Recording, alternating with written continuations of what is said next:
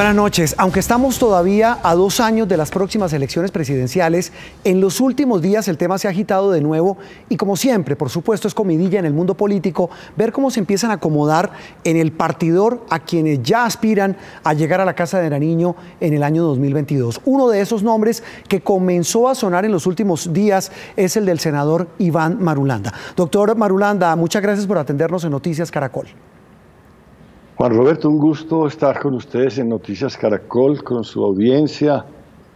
Gracias por la invitación y estoy a sus órdenes. Doctor Iván, ¿por qué decidió anunciar tan pronto como tan antes su intención de lanzarse a la presidencia?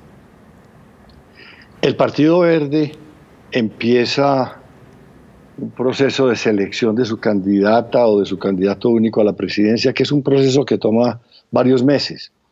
En medio del camino también vamos a trabajar en el tema programático.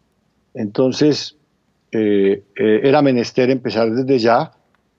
Las inscripciones ya están en camino. Las reglas de juego van a estar también en la próxima semana, seguramente.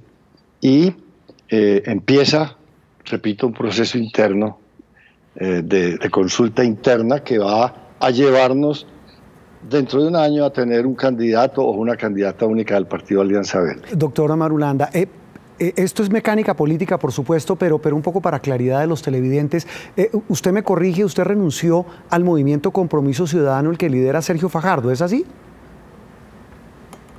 Sí, hay que aclarar esto, Juan Roberto. El movimiento Compromiso Ciudadano no tiene personería jurídica. Yo venía trabajando con este movimiento con todo el gusto y con todo el cariño a lo largo de varios años.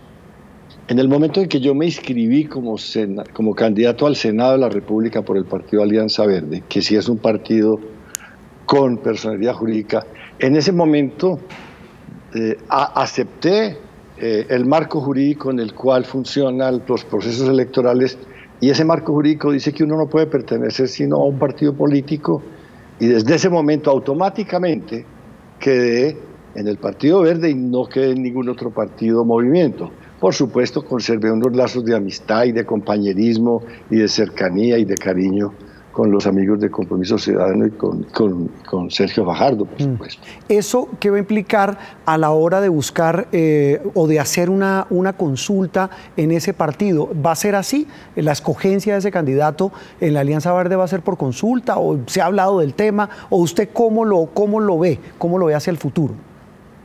Yo presiento, por lo que se ha venido discutiendo en las directivas del Partido Alianza Verde, presiento que vamos a ir a unas encuestas el año entrante, a un proceso de encuestas, para ver cuál de las candidatas y candidatos del Partido Alianza Verde es el que más aceptación tiene ante la opinión pública, porque al fin de cuentas es la opinión pública la que elige. Claro. Y entonces esas encuestas nos van a permitir ver cuál de nosotros es el que se acerca más a las simpatías y a las voluntades populares. ¿Hay en el futuro opción de buscar una coalición con Sergio Fajardo? Está en discusión ese aspecto. Es una discusión que se va a tomar también este año. ¿Y en qué consiste la discusión? Aquí en Colombia ya no es posible elegir un presidente de la República desde un solo partido. Sí. Ningún partido tiene la capacidad y el músculo electoral para elegir un presidente. Estamos hace años en el molde y en el modelo de las coaliciones.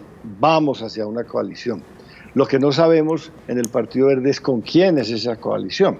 Eso se verá dentro de un año, precisamente cuando tengamos claro, primero, el panorama interno del partido, quién es la candidata o el candidato verde a la presidencia de la República, y segundo, cuando veamos cómo se plantea el panorama, quiénes están aspirando y cómo se puede entonces plantear una coalición que sea coherente desde el punto de vista ideológico, desde el punto de vista de visión de país, desde el punto de vista político, y entonces empezarán ya los diálogos para ver cómo esa coalición va a una consulta en el mes de marzo del año 2022 con sus candidatos una consulta interpartidista con sus candidatos para escoger entre toda esa coalición un solo candidato que vaya a primera vuelta.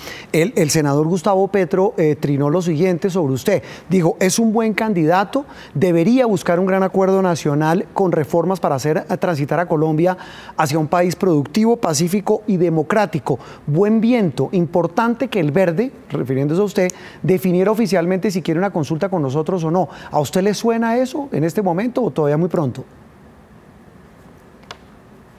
Lo que hemos convenido en el Partido Verde es racional y es muy claro. Vamos a empezar este proceso interno del Partido Verde, sin vetos y sin consideraciones y sin alianzas y sin señales en ningún sentido hacia afuera del partido. Estamos en un proceso interno. Dentro de un año, ya cuando tengamos un candidato o una candidata, nos sentamos a mirar el panorama y vemos en ese espectro político que se plantea para las elecciones presidenciales de 2022, qué hay y con quiénes podemos encontrar una proximidad y con quiénes podemos ir juntos a la carrera presidencial. Sí. Eso sí, arrancamos sin vetos, pero tampoco arrancamos con simpatías, ni con acuerdos, ni con compromisos con nadie. Estamos en un proceso interno. Sí, mire, quienes hablan precisamente de mecánica política, pues ya empezaron a mencionar en columnas políticas que todo esto puede ser parte de una estrategia de los llamados de centro, doctor Iván, para unirse, para buscar una alternativa. Ahí pues por supuesto lo mencionan a usted, mencionan a Juan Manuel Galán, a Humberto de la Calle, hasta Jorge Robledo. Eso, por lo que estoy entendiendo, es viable en la medida en que el tiempo, las coincidencias y la coherencia política lo permitan. ¿En qué estoy pensando yo? No en un centro ideológico, no en una posición política ecléctica o neutral o indiferente o indefinida. No. Estamos pensando simplemente en que este país necesita dejar la pelea política, dejar la polarización política, dejar de mirar hacia atrás. Tenemos que construir el futuro, una visión de futuro que nos unifique, que nos reconcilie. Entonces, es un espectro político que sea capaz de generar esperanza, que sea capaz de acabar con la pelea, con el odio, con los insultos, y que construya un idioma de diálogo, repito, y de reconciliación y de visión hacia un proyecto de país hacia el cual debemos marchar unidos todos los colombianos. Ahora, por supuesto, desde mi visión personal, se trataría de constituir un poder político comprometido desde el Estado, ayudarle a los pobres, ayudarle a los empresarios que están en dificultades, a fortalecer la educación pública, la salud pública, por supuesto, a defender la paz, la reconciliación y a reconstruir ese proceso de paz que está bastante debilitado por este gobierno. ¿Usted dónde se ubica? No, Juan Roberto, yo no estoy en esa pelea que está mirando hacia atrás. Yo tengo mucha experiencia en la vida pública, llevo 50 años en la vida pública. Sí. Yo fui compañero de Luis Carlos Galán, de Rodrigo Lara, y yo sé lo que es la violencia política en Colombia. Y yo le digo a la gente que está en la política, y le digo a los colombianos y a las colombianas, no más peleas desde la política, porque las señales que mandan esas peleas siempre conducen a la violencia, a la matanza, al baño de sangre. Sí. Y eso es injusto con el pueblo colombiano, pero además es absolutamente destructivo del futuro de esta nación. ¿Cuántas vidas hemos perdido preciosas para Colombia precisamente en esa desesperación de esos odios, de esas venganzas y de esos insultos desde la política? No más, no más. Pensemos en Colombia, construyamos. Aquí hay demasiados problemas que nos convocan para que hablemos de cosas concretas. ¿Cómo vamos a resolver el problema del hambre de la gente, del desempleo, el problema de la desesperanza de la gente, el problema de las empresas quebradas? ¿Cómo se va a resolver el problema de los jóvenes que están por fuera de los colegios y de las universidades? ¿Cómo va a resolver el problema de la salud? Tenemos más de 25.000 muertos este año con la pandemia. Entonces, ahí hay demasiadas cosas de qué hablar para que nos pongamos, para que sigamos insultándonos, Juan Roberto. Sí. No más insultos, no más insultos. Vamos a construir la esperanza de este país. No le podemos dejar a las generaciones futuras esta Colombia hecha un basurero. Eso no puede ser. Hay que dejarle un camino de esperanza a la juventud colombiana. El profesor Eduardo Pizarro León Gómez escribió un artículo en El Tiempo donde hablaba de eso, sobre la posibilidad de que a pesar de este ambiente tan caldeado, tan polarizado que hay en Colombia, el péndulo de la opinión se estaría moviendo hacia el centro. ¿Usted lo ve así? ¿Usted ve que la gente está cansada de este tema de la polarización de derecha y de izquierda? Total, Juan Roberto. Estamos extenuados. Pero es que además no le encontramos sentido a esa pelea. Es una pelea personal, es una venganza entre personas que tienen una historia que los enfrentó y que los enfrentó a muerte y la quieren perpetuar y nos quieren meter a todos los colombianos en esa pelea, no más. La gente de bien se merece un reposo, una tranquilidad, una esperanza, repito. Es que esto es muy peligroso, porque terminamos otra vez en un campo de batalla. Ya de hecho ha avanzado mucho el baño de sangre. Fíjense todo lo que está pasando con los líderes sociales, lo que está pasando con los guerrilleros que se reinsertaron, que entregaron las armas, los están matando, lo que está pasando con las comunidades indígenas, lo que está pasando en los campos colombianos y lo que está pasando en las ciudades. No más. No más. Vamos a construir una civilización donde podamos, este es un país bellísimo, donde podemos vivir todos en paz, tranquilamente, poder ser felices con nuestra gente, con nuestras familias, siendo lo que somos, como somos.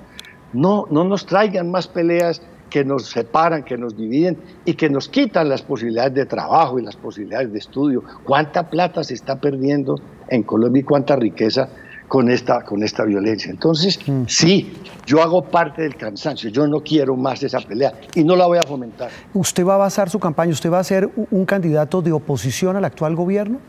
Estamos viviendo la peor crisis de la historia de Colombia, que se refleja ¿en qué? En hambre, en desempleo, en parálisis económica, en esta situación de empobrecimiento de la sociedad colombiana. Y el Estado, el gobierno, no ha reaccionado como debió haber reaccionado. El gobierno, el Estado fue constituido por el pueblo colombiano, lo paga el pueblo colombiano, nosotros somos empleados del pueblo colombiano para que le sirvamos. Y resulta que el gobierno está cruzado de brazos viendo este acontecer tan doloroso, le dejó sobre los hombros de la gente el peso de esta pandemia. Entonces la gente lo está pagando con hambre, con quiebras de las empresas, con desempleo, con parálisis económica. Eso no es justo. Cuando el gobierno tiene recursos, el Estado tiene recursos para servirle, para apoyar a la gente para que pueda vivir dignamente y a las empresas para que no se quiebren. Además, para eso está constituido. La Constitución le dice muy claramente, usted es el garante, el protector de la vida de las personas, pero también de la vida digna de las personas. Además es el orientador de la economía y tiene que ser el impulsor de la economía. Y la economía está parada y resulta que el impulsor de la economía está cruzado de brazos. Soy un crítico, pero no soy una persona obsesiva ni llena pues de rabia contra el gobierno. Yo voy a afincar mi trabajo político y lo afinco pensando en el futuro y pensando en las soluciones de los problemas de la gente. Sobre el tema de las protestas, se está hablando de protocolos, se habla de vandalismo, se habla de brutalidad de la fuerza pública y se habla, repito, de protestas como escenario, el nuevo escenario de esta polarización. La lectura suya sobre este fenómeno y sobre este episodio tan doloroso, tan terrible y tan confuso para el país, doctor Marulanda. Juan Roberto, primero, déjeme decirle lo siguiente. Yo tengo inmenso aprecio por el ministro de Defensa. Fue mi compañero en la Asamblea Nacional Constituyente, sí. Lo respeto y lo aprecio. Sin embargo, tengo que decirle, aquí de cara a él, con toda mi admiración y mi calidez, mire, se ha equivocado profundamente y tiene que responderle al país por esas equivocaciones.